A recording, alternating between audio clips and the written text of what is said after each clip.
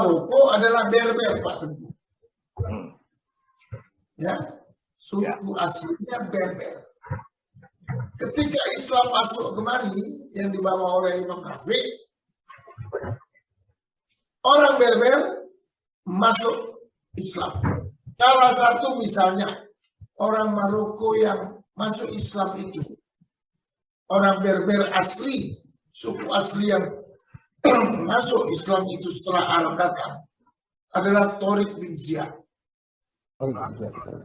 Tariq bin Ziyad inilah yang membawa pasukan ke Spanyol atau yang disebut dengan Andalusia, sehingga Islam menguasai Spanyol selama lebih dari 8 abad.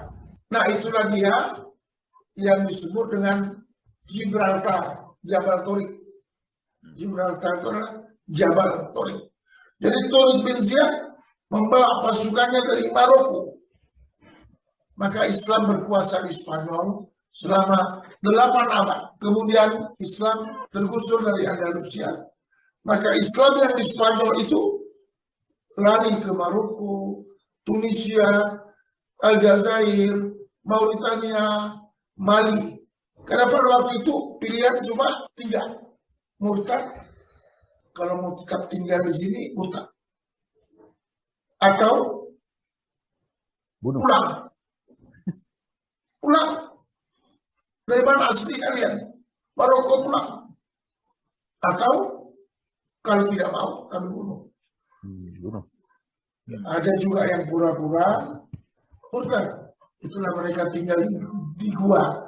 Itulah sekarang mereka itu, kalau di Spanyol, Islam yang banyak itu di Granada. Itulah yang ada peninggalan Islam yang paling populer dan menjadi pemasukan bagi pemerintah Spanyol yang namanya Istanbul. Kalau di Istanbul, Turki, Istanbul, tadinya namanya Islambul, kota Islam. Berubah menjadi Istanbul. Hagia Sophia, gereja kebanggaan, menjadi masjid. Kalau di Granada, waktu itu masjid kebanggaan umat Islam terbesar di dunia pada waktu itu, menampung puluhan ribu jemaah, sekarang menjadi gereja.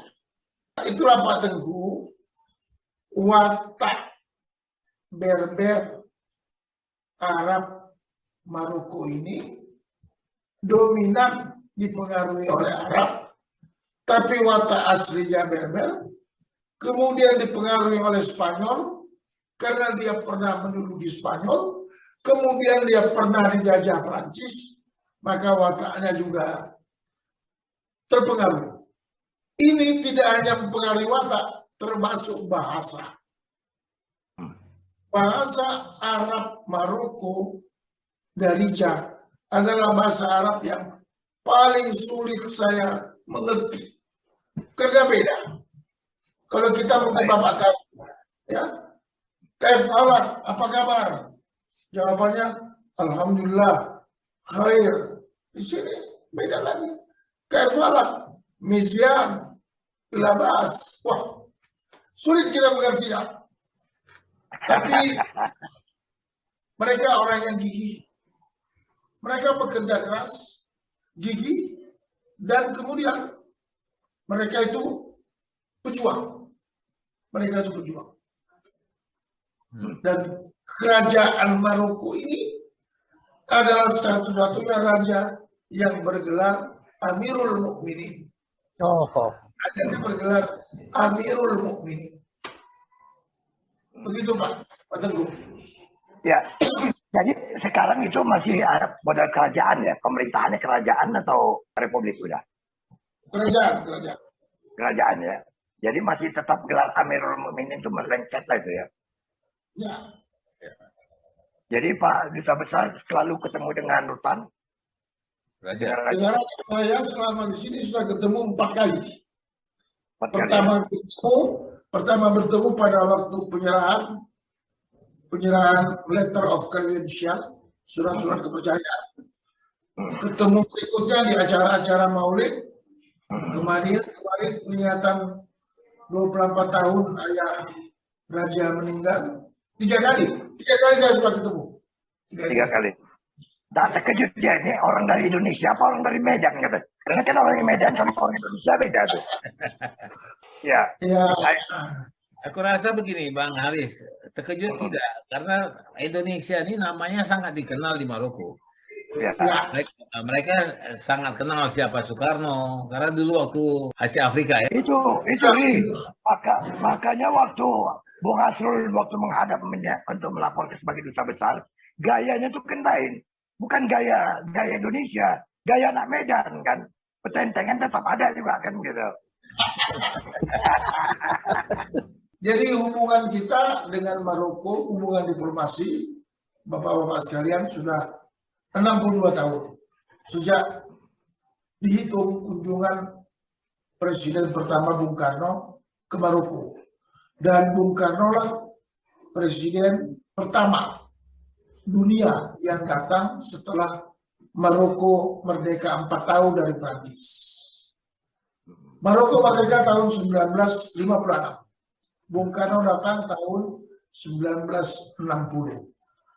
Mereka sangat bangga kedatangan Bung Karno dari Indonesia sebagai negara mayoritas Muslim dan penggagas KAA Konferensi Asia Afrika 1955 di Bandung. Sebagai rasa terima kasih Raja Hasan II kepada Indonesia, maka pada malam habis makan malam dengan Bung Karno, Raja memberikan hadiah kepada Bung Karno bagi siapa WNI yang akan berkunjung ke Maroko.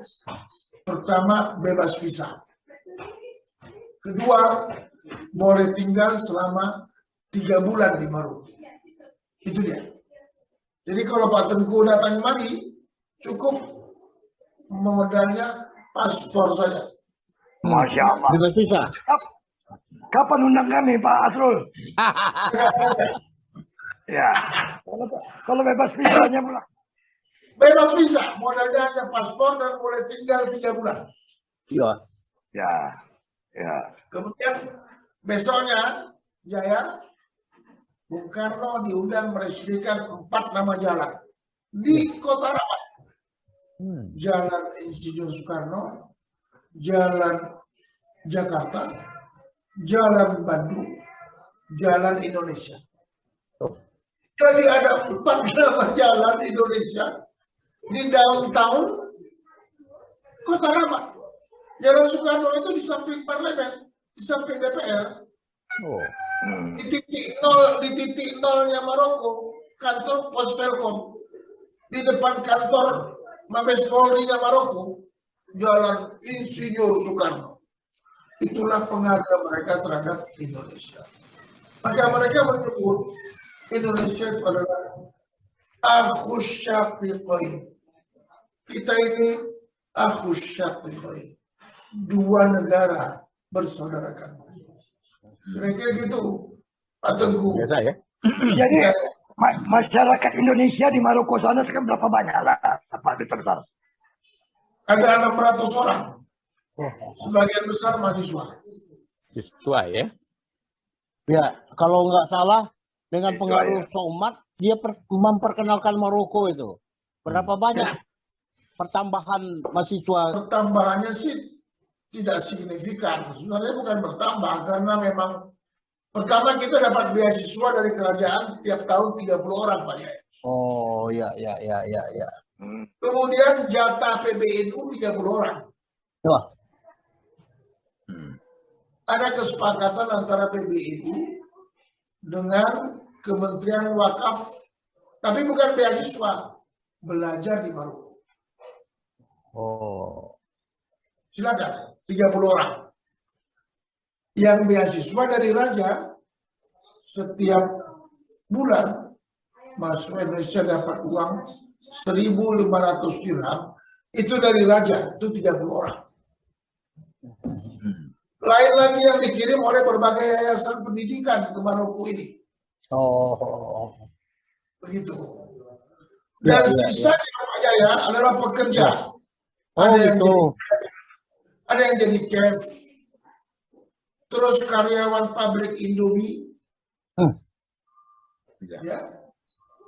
Kemudian tenaga panti pijat atau spa, itu sisanya. Di samping mayoritas tadi 50% adalah mahasiswa. Ya, ya, Itu ya. yang bekerja di sepatu TKW, wanita atau pria lebih banyak? Perempuan. Salah bang. Ada juga yang laki-laki terus itu khusus untuk message wanita pula.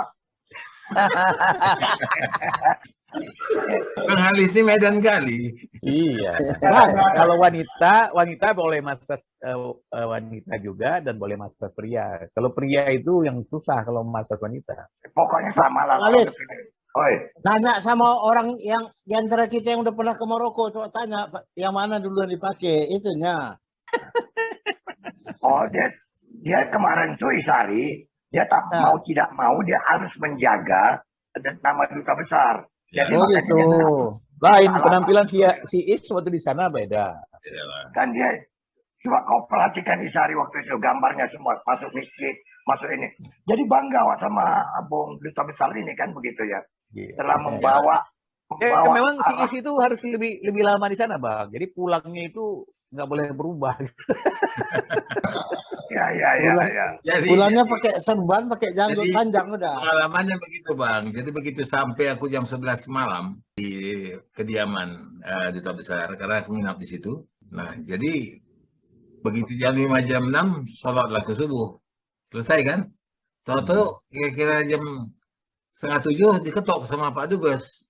Ayo subuh ya. Aku udah apa subuh belum lagi di sini katanya. Baru jam 7 jam 8 lah subuh katanya. Ini hebatnya dengan Pak Dubes ini. Kita pikir tiap hari kita sholat 5 waktu. Kita pikir itu bisa kita lakukan sendiri di rumah. Tidak, kita selalu berjamaah dan di masjid. Ini luar biasanya. Bayangkan, hampir 3 bulan aku di sana, ya itu berarti kan 90 hari. Dikali 5 waktu, itu kan 450 kali sholat. 450 masjid kami datang. Ya. Nggak sampai segitu, tapi kira-kira begitulah. Karena Ya. sama Pak Dubes ini kalau kita pergi subuh, itu masjidnya ganti-ganti. Dia jalan terus. Dia kayak safari ke masjid-masjid. Nanti habis itu bukan hanya subuh. Kita duduk lagi, makan pagi sama imam-imam masjid itu. Begitu kan Pak Asrul? Ada di restoran Susana yang tiap pagi di situ. Sebenarnya bukan apa-apa maksud Pak Asrul itu, Ri. Dia ingin menggiring kau kan begitu menunjukkan 450 masjid itu. Ya. Supaya luntur semua kesalahan-kesalahan. Dua hal bang. Itu adalah juga merupakan mungkin opsi dari Pak Asrul untuk mendekatkan masyarakat Indonesia, duta besar kepada orang-orang di sana. Itu satu. Yang kedua, mungkin mengajari aku juga. Tapi terpengaruh bang, aku terpengaruh juga. Bagaimanapun, jadi kalau ada 5 waktu ya, sebelum azan kita udah tahu. Nah, siap-siap dulu ini kan. Nah, sebelum nanti Pak Asrul ngajak tiba-tiba baru lintang pukang ya, aku mesti siap dulu lah. Paling tidak di ruang tunggu yang Pak Asrul duduk ini nunggulah aku. Cuma dia bang, waktu pulang ke Indonesia, jam sholatnya jam Maroko. Ya. Pak Dubes sudah berapa tahun di Maroko? Sudah lebih dikit dari 3 tahun. Lebih 3 tahun ya. Artinya hubungan bilateral antara dua negara di bidang perdagangannya apa terus tingkat atau gimana Pak Dubes? Ya, tentu kita tahu 2020-2021 tentu akibat COVID turun. Ya. Sekarang semakin menaik. Mereka itu membutuhkan yang saya sebutkan tadi, teh, kopi, cengkeh, kayu cendana, kemudian arang ya, arang dari berbahan dari kayu, ada yang batok tempurung, batok kelapa, ya. Kemudian banyak kebutuhan mereka terhadap produk Indonesia, dan saya melakukan berbagai upaya untuk meningkatkan hubungan dagang itu. Misalnya, saya sudah 2 kali melakukan Indonesian Pavilion di sebuah mall terkemuka. Pertama kali di Marjan, Rabat. Saya lakukan itu, Indonesian Pavilion. Kemarin saya pindah ke Casablanca, mall yang top di Casablanca, mendisplay barang-barang produk Indonesia, dan kemudian deal dengan pengusaha di situ. Ada pengusaha Maroko, ada pengusaha Indonesia. Berapa harga Bapak? Berapa itu apa? Kopiko apa? Itu bon-bon itu. Bon-bon. Nah. Berapa sampai berapa kapan berapa kontainer sanggup kirim, sampai begitu transaksi itu. Saya juga membuat acara pengenalan kuliner di berbagai event Indonesia yang diselenggarakan KBRI. Setiap acara di KBRI ataupun di Wisma Duta di rumah ini, makanannya selalu makanan produk Indonesia. Pecel, urap, tempe, tahu, kita hidangkan stik, kita hidangkan tekwan, kita hidangkan cendol, segala macam. Dan mereka kagum dengan makanan Indonesia. Dan terakhir, 2 hari yang lalu, saya buat acara besar di KBRI, Indonesian Batik Day. Sebagaimana Bapak tahu, sejak tahun 2009, batik telah dikukuhkan oleh UNESCO sebagai intangible material kekayaan khazanah Indonesia. Saya datangkan Ibu Feni Afwani Alamsah langsung dari Jakarta, mengajarkan para diplomat membatik, dan mereka antusias. 3 jam belajar bagaimana membatik itu, ya. Saya baru tahu ternyata batik itu adalah singkatan dari baris dan titik. Ya. Kemudian mereka menggaris, meniti-niti, batik tulis. Hasilnya para dubes bawa pulang. Setelah direbus, diwarnai. Coba lihat di Facebook yang saya sudah share di Facebook saya. Para dubes Eropa itu sangat antusias dengan Indonesian batik. Begitulah kiat-kiat saya memperkenalkan Indonesia kepada Maroko dan kepada negara-negara sahabat para duta besar yang ada bertugas di Maroko.